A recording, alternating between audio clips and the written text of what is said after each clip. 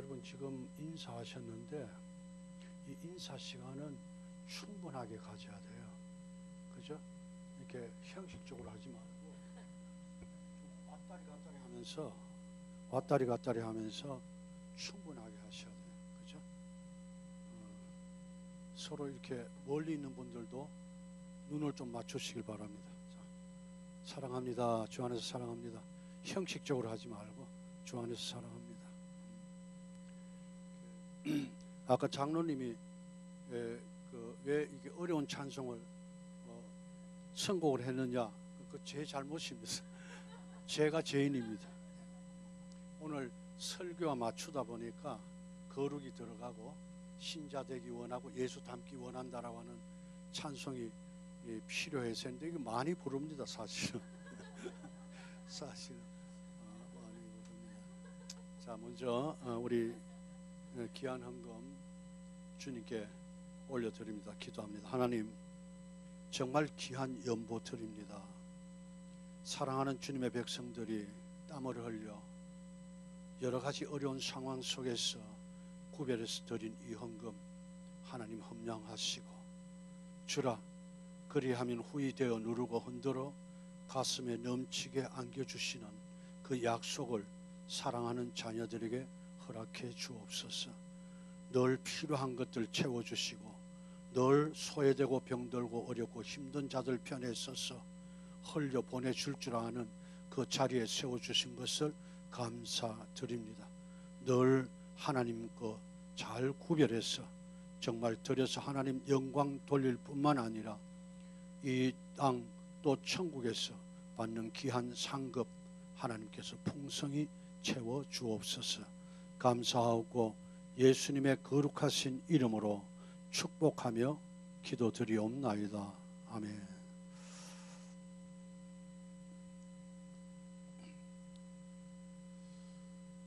이 앞이 굉장히 밝습니다. 그렇죠? 자연적으로 이렇게 머리숱이 없으니까 이렇게 굉장히 밝은데 여러분 예배는 반응이 있어야 됩니다. 예배는 영과 진리로 드리는 예배다, 참된 예배다 그러는데 지금 설교 들어간 거 아닙니다. 참된 예배가 있으면 거짓된 예배도 있다라고 하는 것이죠. 전제를 깔고 이야기합니다. 여러분 참된 예배를 드려야 됩니다. 그렇죠? 다 내려놓으셔야 돼요.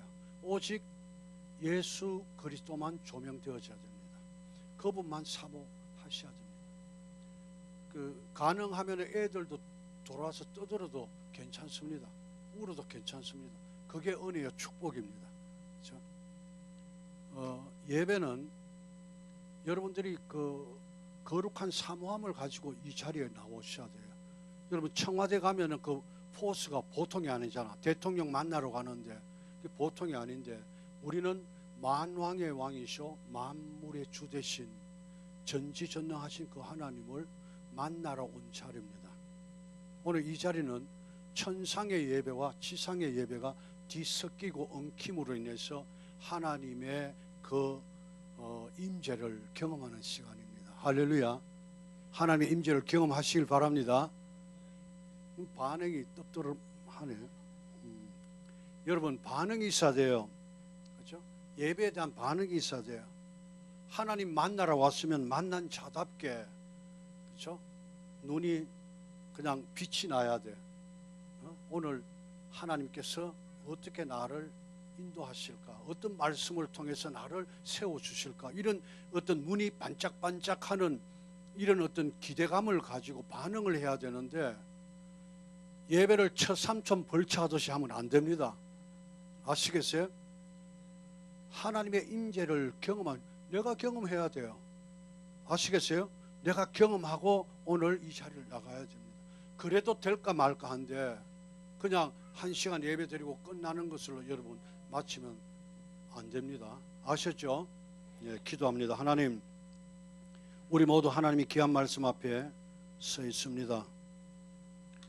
우리의 마음을 뜨겁게 하시고 계시하셔서 하나님의 말씀이 우리에게 풍성한 은혜가 되는 또 주님을 만나는 복된 시간 되게 해 주옵소서. 예수님의 이름으로 기도드립니다. 아멘. 오늘 그 요한복음 17장은 그 전체가 예수님의 기도가 담겨져 있습니다.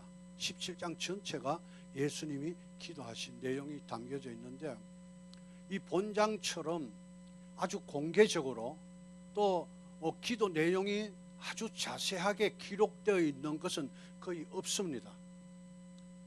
굉장히 이 기도 내용인데, 그 기도 내용이 공개적일 뿐만 아니라 기도 내용이 아주 자세하게 기록되어 있습니다. 여러분 15절부터 19절 읽었는데 기억이 날지 모르겠습니다만은 자세하게 또 공개적으로 내용이 기록되어 있습니다. 이 기도는 여러분이 잘 아시는 주의 기도와 또 겟세마네 동산의 기도와 오늘 이 기도가 예수님의 대표가 되는 기도입니다.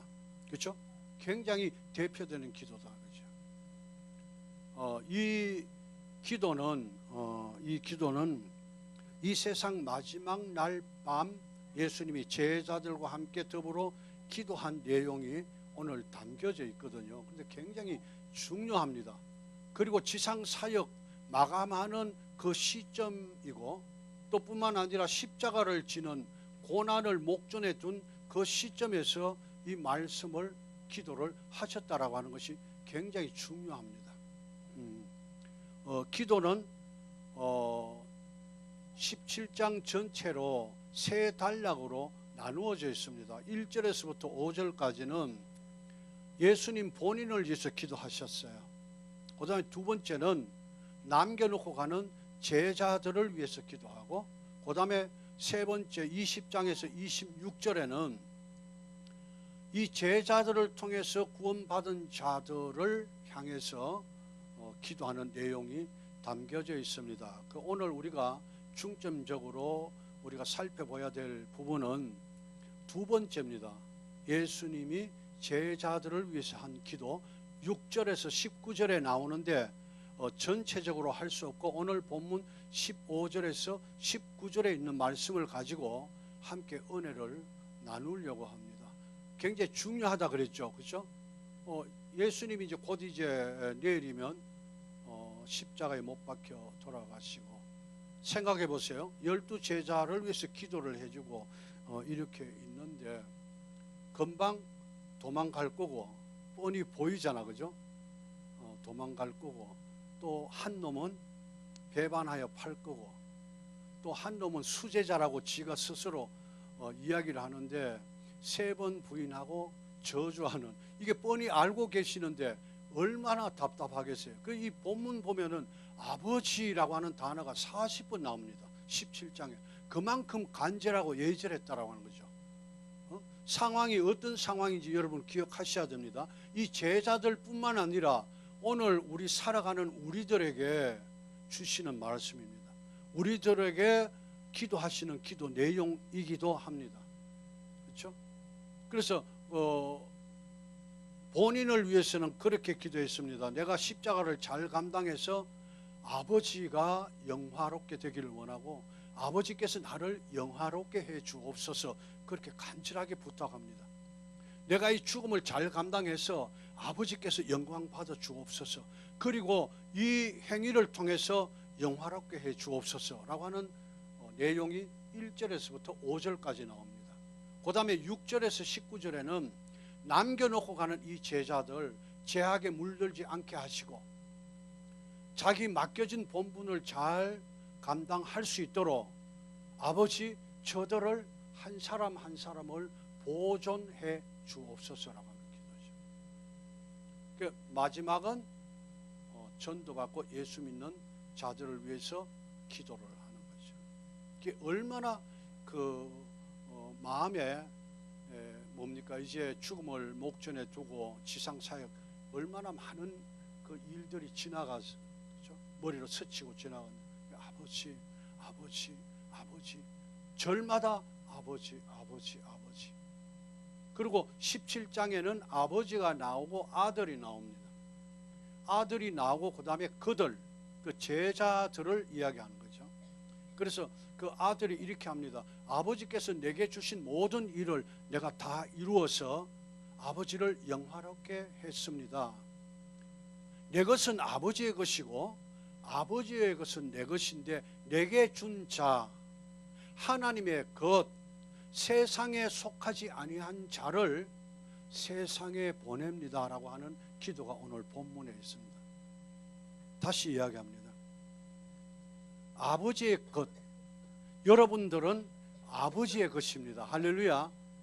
아버지의 것, 내게 주신 자, 세상에 보낸 자라고 하면서 18절에 내가 하나님께서 나를 세상에 보낸 것처럼 나도 저들을 세상에 보냅니다 라고 그렇게 기도하고 있고, 19절에는 내가 나를 거룩하게 한 것처럼 저들도 진리로 거룩하게 하셔서 그 거룩을 위해서 세상에 보냅니다 이렇게 이야기하고, 더불어 15절에 이들을 보존해 주옵소서. 아까 보존이라고 단어가 나왔죠. 보존 11절, 12절, 15절에 세 번 나오는데 지키고 보호해 주옵소서라고 하는 내용이 아니라 하나님의 그 계획을 목표하는 자리에까지 도달하게 해 주옵소서라고 하는 그 기도입니다. 그리고 이제 오늘 핵심이 되는, 복음이 핵심이 되는 17절, 이제 우리 다 같이 한번 17절 합독하도록 합니다. 시작.